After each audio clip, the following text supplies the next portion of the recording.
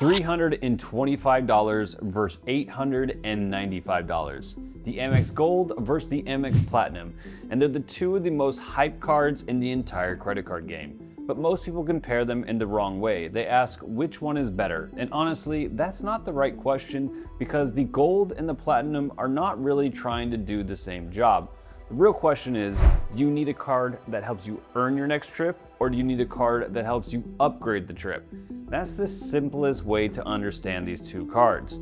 The Gold is built around everyday spending, the Platinum is built around travel.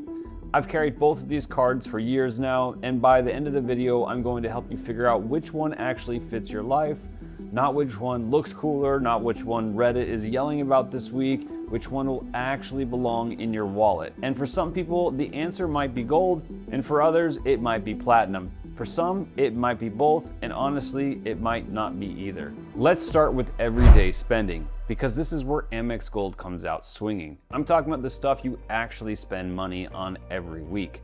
Groceries, restaurants, takeout, coffee, date nights, the random I don't feel like cooking meal that somehow turns into a $37 before tip.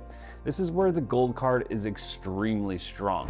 The Amex Gold earns 4x points at restaurants worldwide, up to their annual cap, and 4x points at US supermarkets, also up to its annual cap. The Platinum on the same everyday food spending, 1 point per dollar, and that difference adds up fast. Let's say you spend $800 a month between groceries and restaurants, that's $9,600 a year.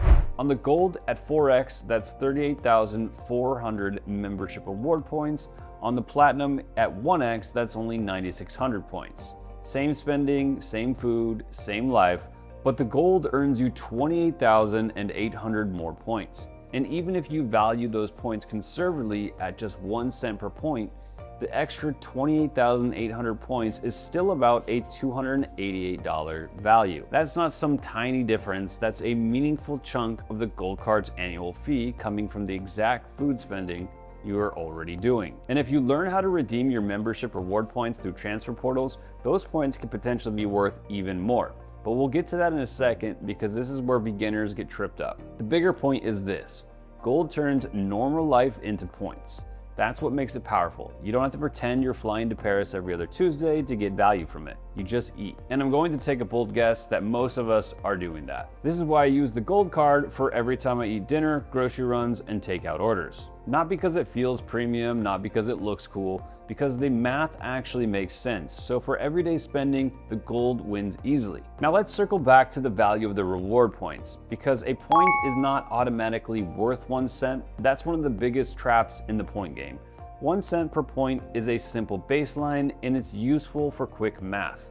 That's why I used it in the example. But that same Amex reward point could be worth less than 1 cent if you redeem it poorly, or 2 cents and even more if you transfer it well. And that value is called the cents per point, or CPP.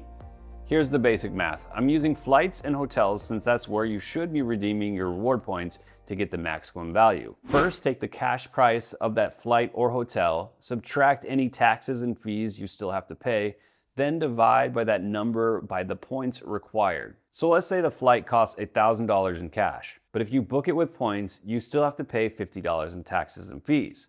That means your points are covering $950 of value. If the airline wants 50,000 points for that flight, you divide 950 by 50,000 points, and that gives you a 1.9 cents per point. And that's a pretty solid redemption, and that matters because earning points is only half the game. Redeeming them well is where real value shows up. So when you hear people say this card earns 4x or this card earns 5x, that's only the first half of the story. The second half is what the points are actually worth when you get to use them. By the way, if you want more Amex tips, redemptions, and ways to actually value from these cards, make sure to subscribe because I'll be making a lot more videos on this. Now let's talk about where the Platinum finally starts to make sense, because the Gold wins on everyday spending, but the Platinum is not useless for earning points. It actually earns very well in the right travel categories. The Platinum earns 5x points on flights booked directly with airlines or through Amex Travel, up to the annual cap. It also earns 5x on prepaid hotels booked through the Amex Travel. The Gold is good here too. It earns 3x on flights booked directly with airlines or through Amex Travel, and it also earns 5x on prepaid hotels booked through Amex Travel. So the Platinum does beat the Gold on the flights, but the real reason people get the Platinum card is not because that 5x. It's the travel experience. Because once you step into the airport, the Gold card basically disappears and the Platinum takes over. The Platinum card gets you access to the American Express Global Lounge Collection, including Centurion Lounge, Priority Pass lounges, Delta Sky Clubs when you're flying eligible Delta flights, and other lounge partners. The Gold gets you into exactly 0 lounges, not a single one. And look, lounge access might sound bougie or excessive, but just wait until you're actually stuck in a 4-hour delay. Then suddenly having real food, a place to sit, free Wi-Fi, and you're not fighting over a single outlet with everyone else at the gate, that's where the Platinum starts to feel different. Then we have the hotels. The Platinum gives you access to fine hotels and resorts, which come with perks like daily breakfast for 2, room upgrades when available, 4 p.m. guaranteed late checkout, and property credits when you book eligible stays through Amex Travel. And these perks are legitimately valuable. That 4 p.m. checkout is a sleeper, literally. I've never understood how checkout was at 11 a.m. When I'm on vacation, that's usually the time I'm waking up. I've personally used the fine hotels and resorts for stays where the benefit kind of felt a little ridiculous. One of my favorite examples is when we were upgraded to a bungalow suite in Hawaii that would have cost $1,300 more than what I actually paid. Then on top, I stacked the breakfast and the property credits. That's the kind of thing the Gold card just doesn't match. Now, I know the Gold card does get access to the hotel collection, and that can still be very useful.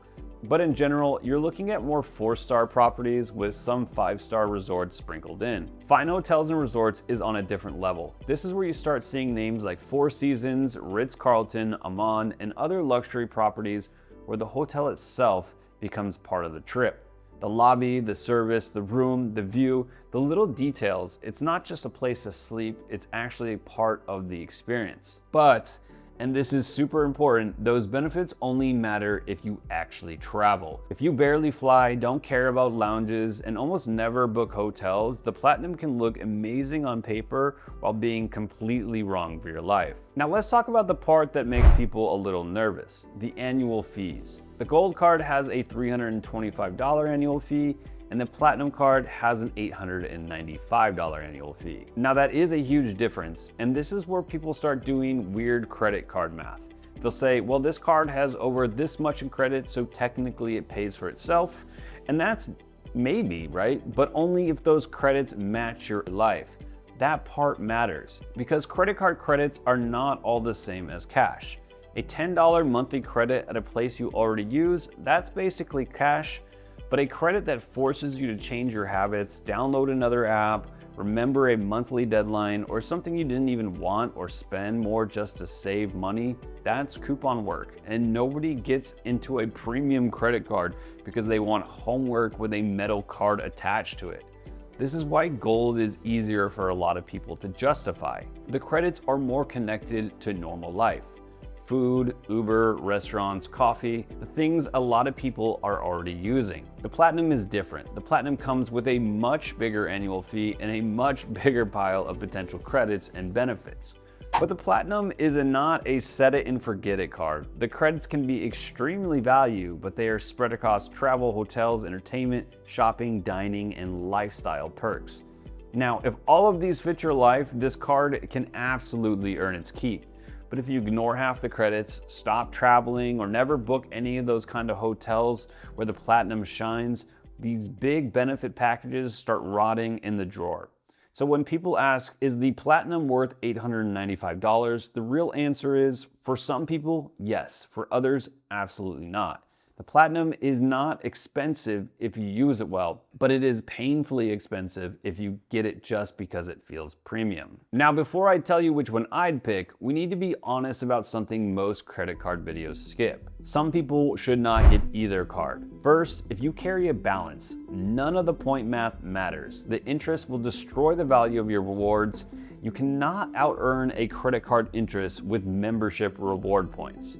If you hate tracking credits, the Platinum might annoy you a lot. If you don't want to think about transfer partners, the Amex ecosystem might not be the best fit. Probably a cashback card would do you better. And if you're only getting one of these cards because it looks premium, that's not a strategy, that's just wallet cosplay. Now here's where I think people make the biggest mistake. They see the $895 annual fee and assume it must be the card to use for everything. But in actuality, my goal is to never use my Platinum card to pay for anything, not even flights or hotels. My goal is to earn enough points with the Gold card through my daily life so I can pay for my vacations, and then use Platinum perks and benefits to amplify those vacations. That's the winning strategy, and it's become a lot more doable when you're earning points outside of just dining and groceries. One of the easiest ways I do this is with Rakuten.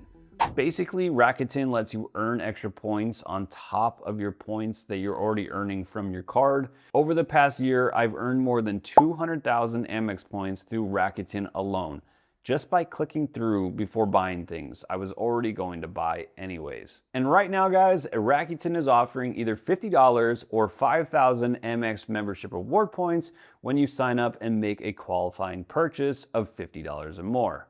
I'll leave the link in my description so you can take advantage of that bonus. Now, I know you might be excited to start getting those reward points, but I have an important tip that can help you earn more points instead of leaving a ton on the table. So if you think you might eventually want both cards, there is one very important thing to know before you apply. Welcome bonus orders matters. Remember this. A welcome bonus is essentially a large lump sum of points you'll receive after signing up and spending a certain amount of money on that card. At the time of this video, Gold is offering up to 100,000 Amex points, and Platinum is offering 175,000 Amex points. But here's the thing with Amex, you generally want to move up the ladder, not down it. That usually means the Gold first, then the Platinum, because if you get the Platinum first, Amex may make you ineligible for the Gold card's welcome bonus later. And as I mentioned, that welcome bonus can be worth a lot of points, so losing it because you applied in the wrong order is just brutal. And I do say may because Amex eligibility can depend on the offer, your account history, and whatever pop-up box Amex decides to throw at you that day. But the practical advice is simple. If you want both, be careful about applying for the higher end card first. So back to the original question, guys. Which one should you actually get in 2026? The Gold is easier to justify for everyday life. It earns hard in categories most people actually use, the annual fee is lower, and the credits are easier to make sense of. And it lets you start building a stash of membership reward points before you go deeper into the Amex ecosystem. And you still can transfer the points from the Gold card to hotels and flights when needed. Now, if you're a frequent flyer, book hotels, care about lounges, and will actually use the Platinum credits, the Platinum is absolutely worth it. If you're somewhere in the middle, I would start with the Gold, learn how the membership reward points work, get comfortable with transfer partners, figure out how to actually redeem points with a good value, and then once you begin traveling enough to use the lounges and the other benefits, then you can add the Platinum. And if you spend heavily on food and travel often, then running both can make a lot of sense, like I do. So don't ask which card is better, ask yourself what problem you're actually trying to solve. Just remember, if you eventually want both, think carefully about the application order. Gold first, Platinum second. I've got full deep dive reviews on both of these cards, breaking down the credits and the ins and outs. The Gold card review is right here, and the Platinum review is right here. Pick the card that fits your lifestyle, and I'll see you on the next one.